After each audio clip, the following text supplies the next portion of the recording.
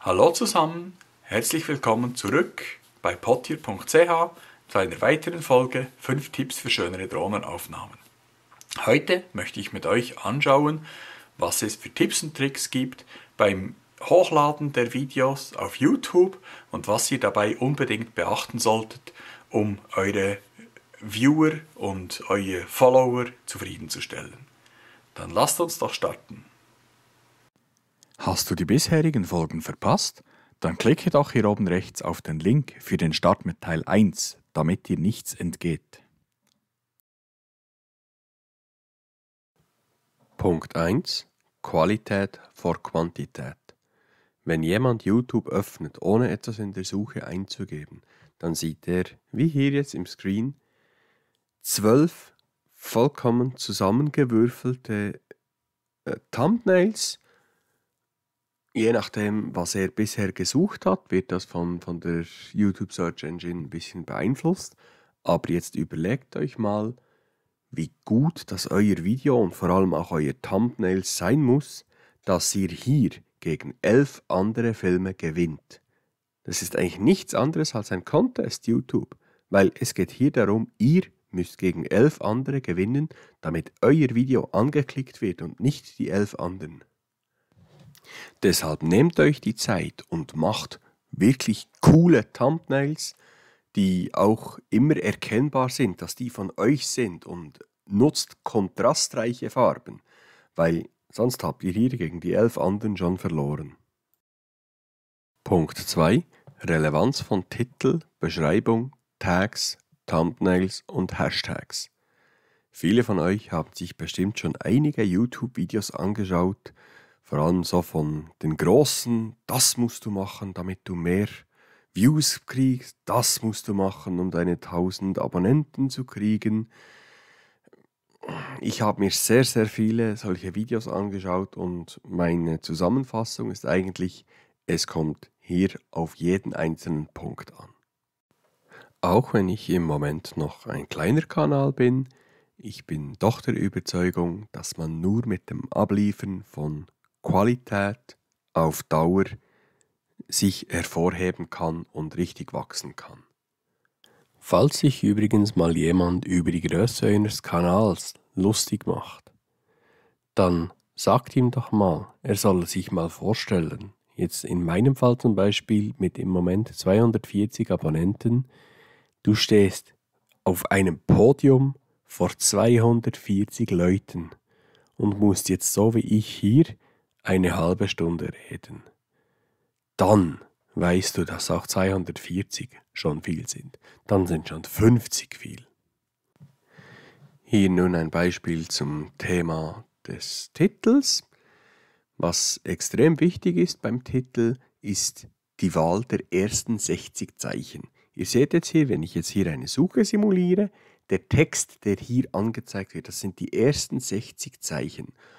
Also wählt die ersten 60 Zeichen sehr überlegt, weil anhand von dem, was ihr dort schreibt, entscheidet sich der Leser, klicke ich das Video an oder klicke ich das Video nicht an.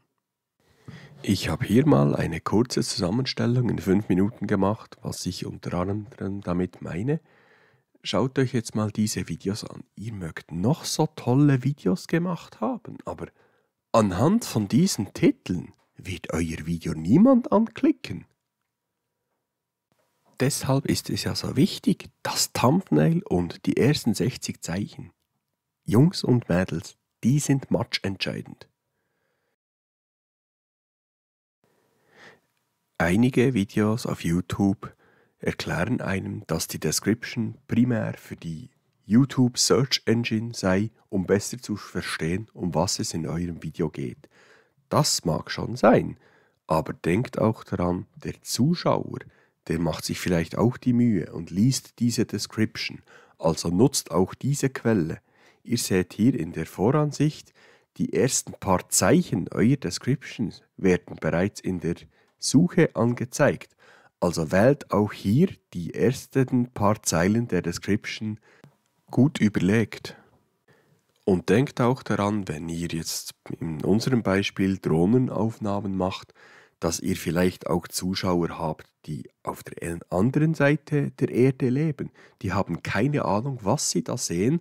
Also nutzt die Description, die mehreren tausend Zeichen, die ihr da habt, um das den Leuten zu erklären. Vielleicht, wenn ihr etwas habt, jetzt in meinem Fall zum Beispiel von einer alten Römerstadt, dann gebt auch historische Informationen weiter in der Description, weil wenn sich jemand schon euer Video anschaut, dann interessiert ihn vielleicht auch die Geschichte dahinter. Ich mache mir zum Beispiel auch immer die Mühe und mache in der Description schon zuerst einen Teil Deutsch und dann übersetze ich das ins Englische und fahre dann so weiter, immer wieder Deutsch, Englisch und so meinen Standardtext mit ich verwende das und das zum Filmen, schön, dass du meinen Kanal anschaust, abonniere mich doch, du findest mich auch auf Facebook und auf Insta und bla bla bla bla bla, das erst am Schluss. Der obere Teil der Description soll wirklich dafür genutzt werden, um dem Zuschauer Informationen zu geben, die wirklich relevant sind für dieses Video.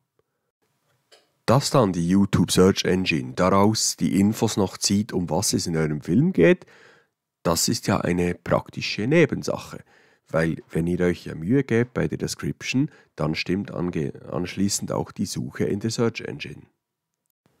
Nun zu einem Thema, das immer wieder Grund für Diskussionen ist. Die Tags. Ich bin noch von der alten Schule, ich bin mit den Tags groß geworden und deshalb nehme ich mir auch hier bei jedem Video die Mühe und setze diese Tags, weil ob es sie nun im 2021 noch braucht oder nicht, das sei nun mal dahingestellt, aber Schaden tun sie bestimmt nicht. Deshalb macht auch Tags. Im nächsten Film werde ich euch dazu übrigens noch mehr erzählen über die Verwendung von Tools. Ich nutze da zum Beispiel TubeBuddy und gebe euch da auch gerne meine Erfahrungsberichte zurück. Bei der Wahl der Tags ist es wichtig herauszufinden, nach welchen Begriffen Leute suchen gehen auf YouTube. Am besten versucht ihr das zum Beispiel bei mir jetzt in einem Chrome-Browser mit einem Incognito-Tab. Dann beginnt einfach mal zu schreiben, was ihr in eurem Video zeigt und schaut dann mal, was für Vorschläge kommen. Ihr seht jetzt hier auch gerade ein weiteres Tool bei mir im Einsatz, Ubersuggest.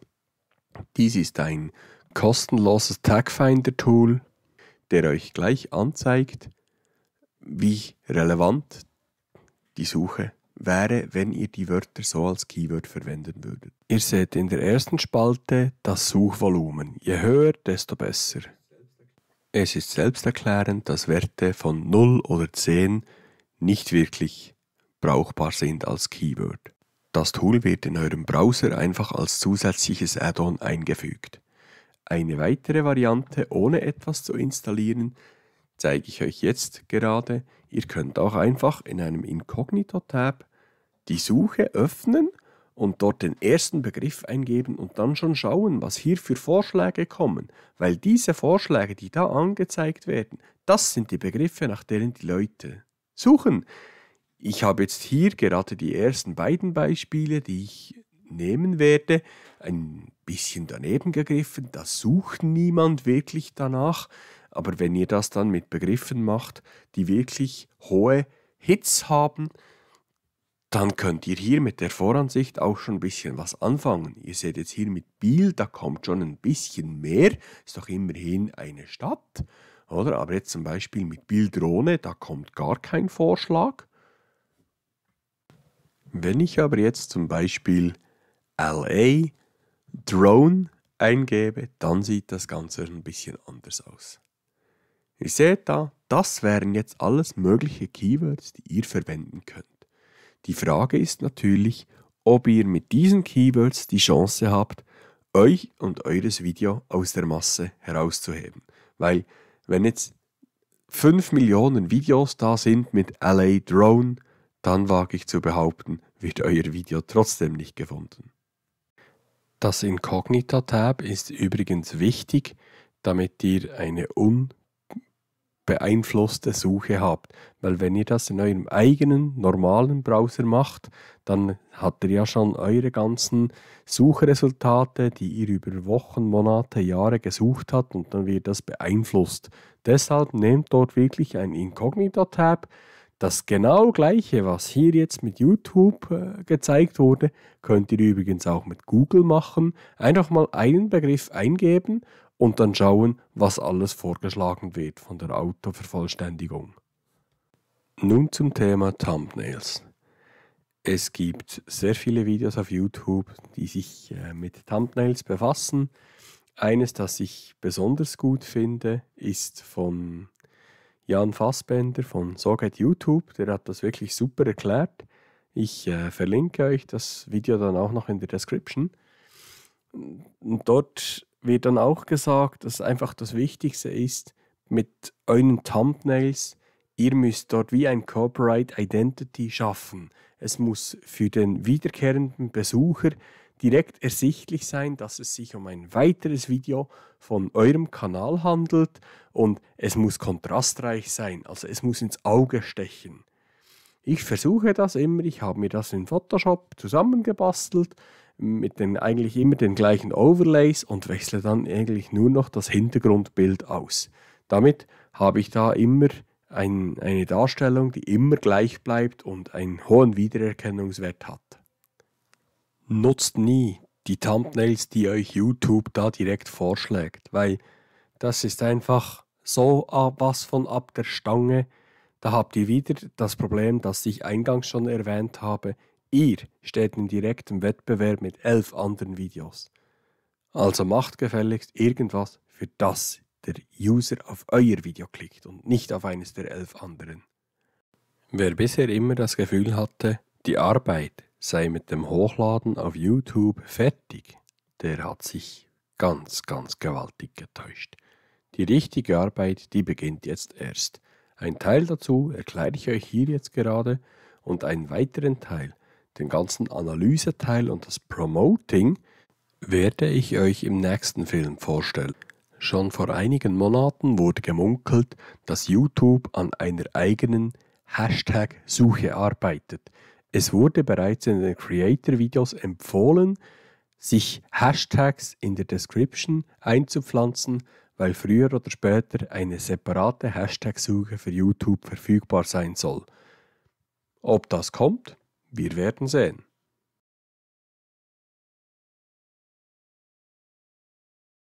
Punkt 3. Impressum. Ihr braucht jetzt hier nicht den Text auf dem Bildschirm versuchen zu lesen, das ist nur ein Muster. Anscheinend ist es vor allem im deutschen Raum notwendig, dass ihr irgendwo ein Impressum habt, das rechtlich richtig aufgebaut ist und das maximal in 2 Klicks zu erreichen ist. Ich habe das auch von einem Video von Jan Fassbender von So geht YouTube. Der hat das mit einer befreundeten Anwaltskanzlei abgeklärt und dazu ein Video gedreht. Das werde ich euch auch in der Description verlinken. Und es scheint dabei keine Rolle zu spielen, ob ihr das just for fun macht, ob ihr 10 Abonnenten mit einem Video habt oder mehr als 1000 Abonnenten. Ein Impressum ist anscheinend Pflicht. Ein weiterer wichtiger Punkt, um euren Kanal aufzubauen und weiter wachsen zu lassen, ist die Regelmäßigkeit. Schaut, dass ihr regelmäßig Videos hochladen könnt. Ich zum Beispiel versuche einmal pro Woche, immer am Donnerstagabend um 17:45 Uhr, mein Hauptvideo zu promoten und wenn ich dann irgendwas noch zwischendurch habe, sei es irgendwo ein Timelapse-Video oder sonst irgendwas Spezielles, dann nehme ich das irgendwo zwischendrin. Hier jetzt zum Beispiel die Lernvideos, die veröffentliche ich immer am Montagabend um 17:45 Uhr, so dass sich der Besucher daran gewöhnen kann, dass er quasi weiß, oh, heute Abend kommt noch neuer Content von Potier.ch, also muss ich heute Abend unbedingt noch auf YouTube. Aber nochmal zur Erinnerung, versucht bitte qualitativ gutes Material abzuliefern. Es geht, wie im Punkt 1 erwähnt, um Qualität und nicht Quantität. Ein Punkt, der mich echt nervt, ist der Veröffentlichungszeitpunkt festlegen. Man kann, wenn man das Video hochgeladen hat, auf der letzten Seite kann man sagen, wie jetzt in diesem Fall hier, ich möchte das Video am 19.07. veröffentlichen. Ich habe dann bei der Zeit eingestellt 17:45 Uhr, bin dann auf Zeitzone und habe dann auf unsere europäische Zeitzone +1 gewechselt. Mit dem Resultat, schaut jetzt mal die Uhrzeit an. Jetzt wird das Video auf einmal nicht mehr 17:45 Uhr veröffentlicht, sondern erst 18:45 Uhr. Da ist meines Erachtens ein gewaltiger Bock drin, also bedenkt das bitte bei der Veröffentlichung eurer Videos. Und wenn ihr bei der Zeitzone gar nichts einstellt, dann wird in dem Fall euer Video irgendwo zu einer amerikanischen Zeit kurz nach Mittag veröffentlicht. Punkt 5. Achtung, Zeitmanagement. Wann gebt ihr euer Video frei? Viele von euch werden sich einfach denken, so, jetzt habe ich mein Video fertig geschnitten. Wenn es hochkommt, habe ich es nochmal probeweise gegengeschaut. Nun lade ich es auf YouTube hoch und gebe es auch direkt frei, weil alle Welt soll ja sehen, was ich für Arbeit in dieses Video reingesteckt habe. Falsch.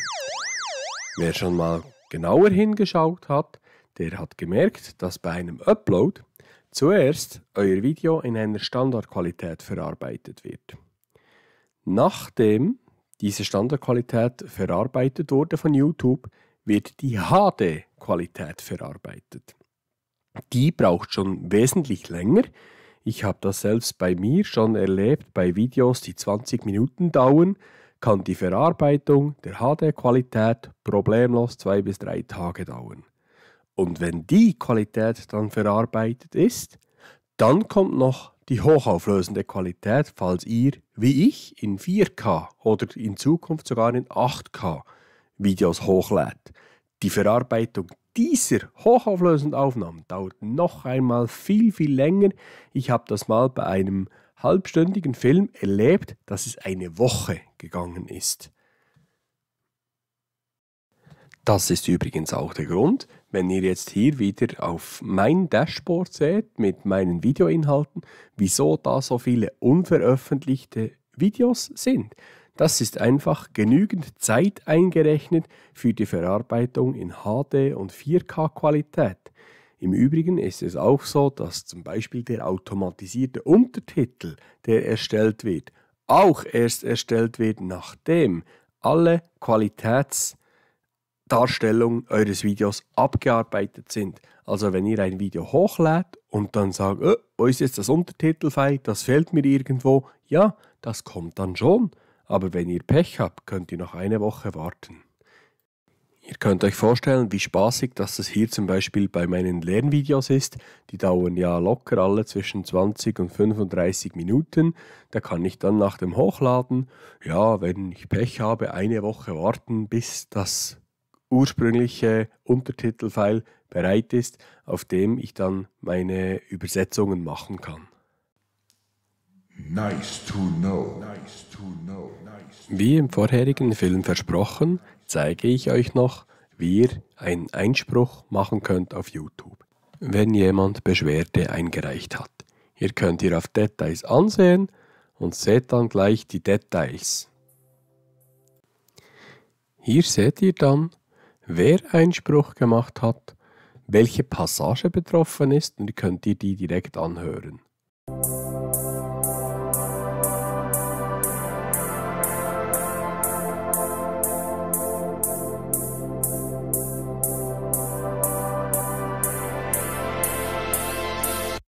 Das verwendete Stück hier, das habe ich mit Music Maker selbst gemacht. Also ist vollkommen Blödsinn, dass da jemand Beschwerde macht. Ihr habt hier direkt im Menü die Möglichkeit, den Teil auszuschneiden, den Song zu ersetzen, den Titel stumm zu schalten oder Einspruch zu machen. Wir wollen jetzt Einspruch erheben. Es kommt nun, wie ich euch schon im vorherigen Film erzählt habe, eine kurze rechtliche Abhandlung darüber, dass Nur weil du die CD gekauft hast, gibt dir das noch lange kein Recht, dieses Lied zu verwenden. Es weist dich auch darauf hin, dass du die Lieder nicht brauchen darfst, auch wenn du keine Monetarisierung hast. Also wenn du zum Beispiel das Video nur für dich hochlädst auf YouTube, ist egal, Urheberrecht ist Urheberrecht. Und der dritte Punkt, auch wenn du den Ersteller des Stücks erwähnt hast im Video, gibt dir das je nachdem trotzdem noch nicht das Recht, dessen Titel zu verwenden. Du kannst noch lange reinschreiben in der Description oder im Film, du hättest AC/DC verwendet, wegen dem wirst du den Film trotzdem nicht abspielen können. Wenn du dir hier bei allen Punkten sicher bist, dass du im Recht bist, dann kannst du unten dran das Flag setzen, keines der genannten Gründe trifft zu und weitermachen. Bedenke bitte, wenn du das zu oft unberechtigterweise machst, dann läufst du Gefahr, dass dein Kanal gesperrt wird. Nun müsst ihr den Hauptgrund wählen, warum ihr der Meinung seid, dass ihr da Anspruch habt. In meinem Fall ist es eigentlich immer so, dass es Originalinhalte sind. Andere Fälle habe ich eigentlich selbst noch nicht erlebt. Vielleicht trifft bei einem mal der zweite Punkt Lizenz zu, wenn ihr da von einem Musiker die Rechte erworben habt, aber ich glaube in unserem Segment eher nicht. Auf der nächsten Seite kommt dann nochmal ein Haufen Juristen, bla bla, der ihr da unten das mit dem Flag bestätigen müsst, dass ihr da wirklich weiterfahren wollt und dass es sich wirklich um Inhalt von euch handelt. Ihr könnt auch wieder das Flag setzen und weiter. Und nun kommt ein Fenster, das die meisten dann abschreckt. Jetzt muss man begründen. Aber hier, das ist absolut kein Hexenwerk, wie ihr jetzt gleich sehen werdet. Ich habe mir hierfür schon im OneNote einen Standardtext geschrieben, den ich mir da einfach immer wieder hole und dann reinkopiere, bei dem ich einfach darauf hinweise, dass es von mir selbst gemixte Musik ist, dass das mit Music Maker gemacht wurde und dass das frei von jeglichen Urheberrechtsansprüchen ist. Kopiere das hier rein, setze unten die 3 Flags, gebe im untersten Feld bei der Unterschrift noch meinen ganzen Namen ein und schon ist der Einspruch eigentlich für euch im Moment erledigt.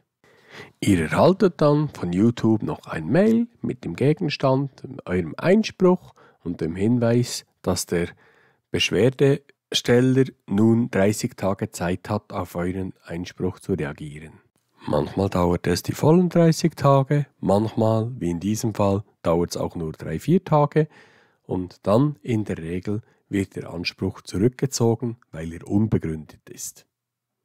Ihr dürft euch einfach von denen, die da Beschwerde machen, nicht crazy machen lassen, weil da stecken wirklich gewerbemäßige Banden hinten dran und teilweise sogar reguläre Firmen, die eigentlich nichts anderes wollen, als ein Zwischenverdienst einzuschalten zwischen euch und der Monetarisierung von YouTube, so nach dem Motto, hey, wir schauen, dass das bei dir läuft und machen Analyse und Reporting und weiß nicht was und dafür gibst du uns dann 60% der Einnahmen der Monetarisierung ab. Also, hallo, ich glaube, im Jahr 2021 schaffen wir das selber ohne unsere lieben Freunde da. Ich hatte sogar mal einen Fall, der hat es dann in die zweite Runde weitergezogen. Da wird es dann richtig hässlich. Da müsst ihr dann ausgiebig dokumentieren und alles drumherum. Und da bin ich so weit gegangen, dass ich dann schriftlich mit einem eigenen Anwalt gedroht habe, weil ich nachweisen konnte, dass das Stück, das ich mir mit Music Maker gemixt habe, früher erstellt wurde als der Titel, der sie angeblich geremixt haben. Und dann haben sie dann den Einspruch auch zurückgezogen. Damit sind wir am Ende von Teil 9 angelangt. Falls dir das Video gefallen hat, dann lass doch ein Like da, einen Kommentar und wenn du keine Folge verpassen möchtest, dann abonnier doch den Kanal mit Glocke. Danke dir!